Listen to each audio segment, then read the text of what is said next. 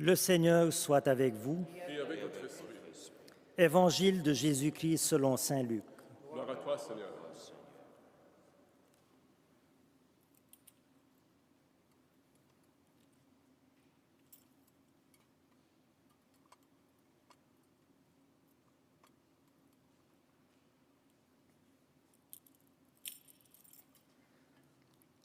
En ce temps-là, les bergers se hâtèrent d'aller à Bethléem, et ils découvrirent Marie et Joseph avec le nouveau-né couché dans la mangeoire. Après avoir vu, ils racontèrent ce qui leur avait été annoncé au sujet de cet enfant. Et tous ceux qui entendirent s'étonnaient de ce que leur racontaient les bergers. Marie, cependant, retenait tous ces événements et les méditait dans son cœur. Les bergers repartirent. Ils glorifiaient et louaient Dieu pour tout ce qu'ils avaient entendu et vu, selon ce qui leur avait été annoncé. Quand fut arrivé le 8e jour, celui de la circoncision, l'enfant reçut le nom de Jésus, le nom que l'ange lui avait donné avant sa conception.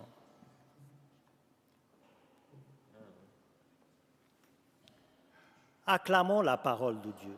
Louange à toi, Seigneur Jésus.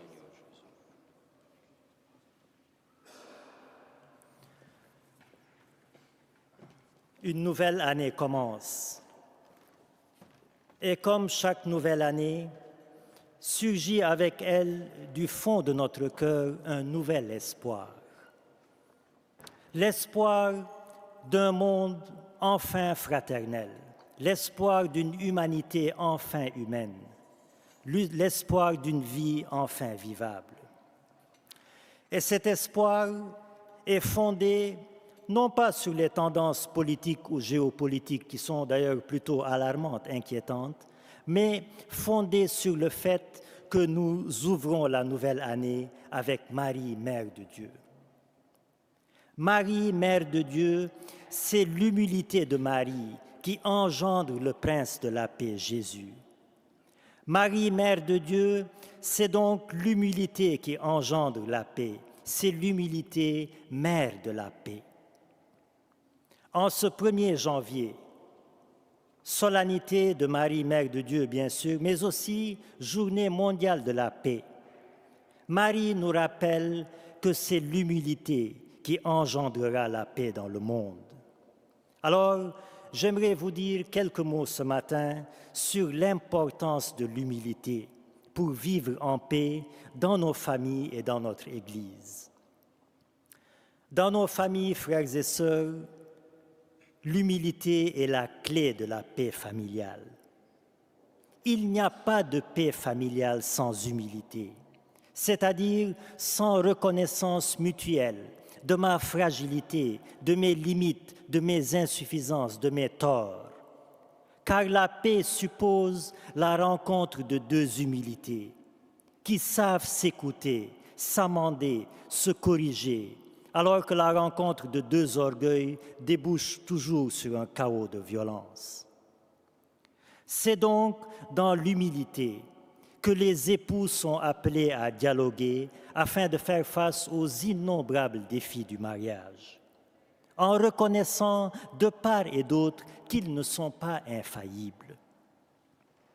Si l'orgueil s'immisce dans une famille, dans un couple, si je pense avoir le monopole de la vérité, si je pense avoir toujours raison, si je pense que moi et moi seul, j'ai le pouvoir sur tout, eh bien, plutôt que de résoudre des problèmes, j'en crée de nouveaux et j'instaure dans la famille une ambiance infernale, une ambiance délétère dans le couple.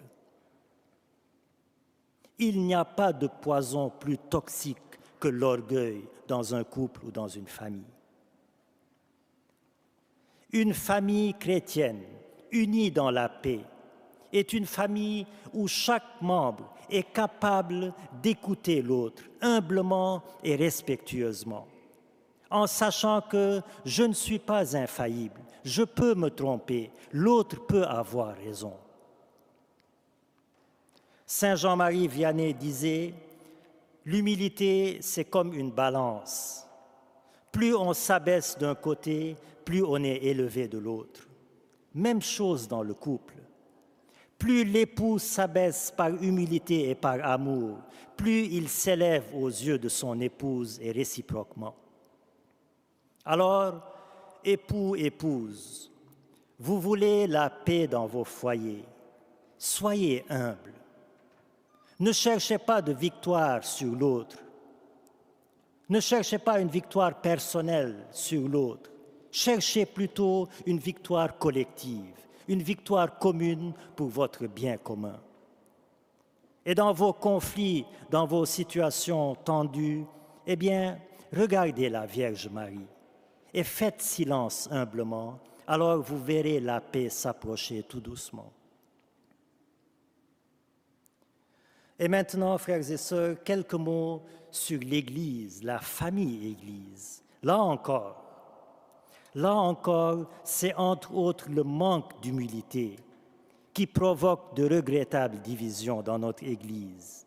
Une Église pourtant voulue une et indivisible par Jésus-Christ.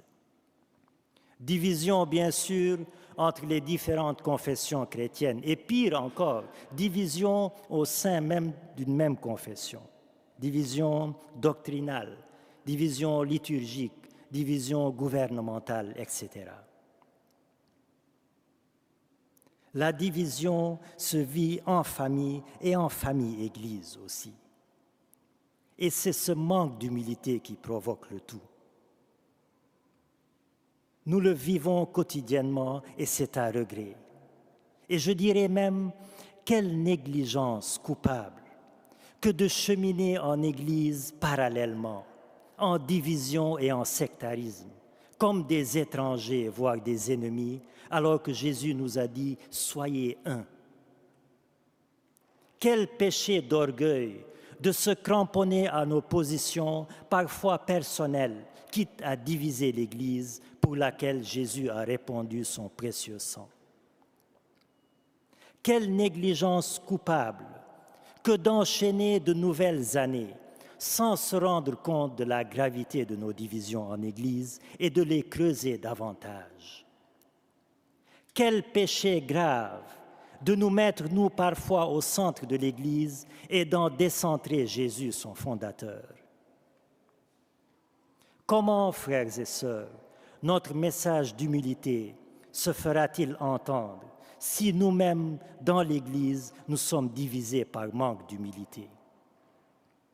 Comment l'Église fera-t-elle entendre une voix commune, donc forte et fiable, si nous-mêmes nous nous entre-déchirons avec l'arme de l'orgueil? Combien nous avons à apprendre de Marie, mère de l'Église, l'humilité qui conduit à la paix et à l'unité dans l'Église.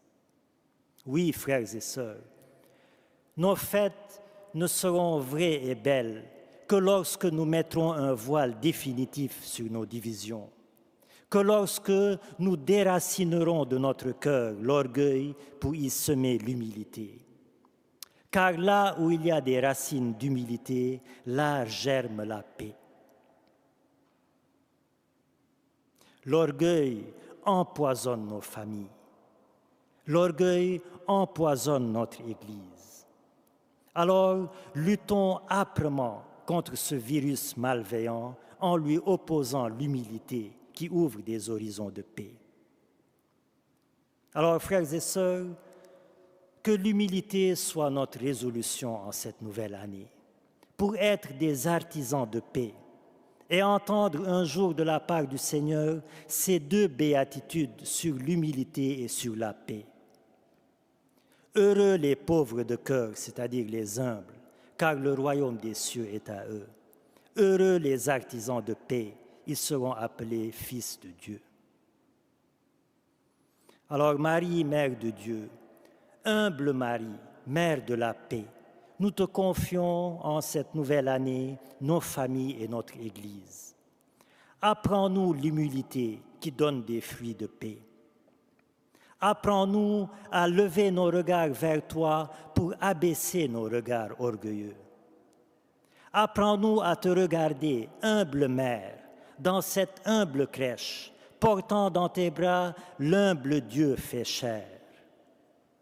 Et apprends-nous surtout à prendre conscience que l'humilité et la paix ont un seul nom, le nom qui surpasse tout nom, le saint nom de Jésus, l'incarnation de l'humilité et de la paix. Amen.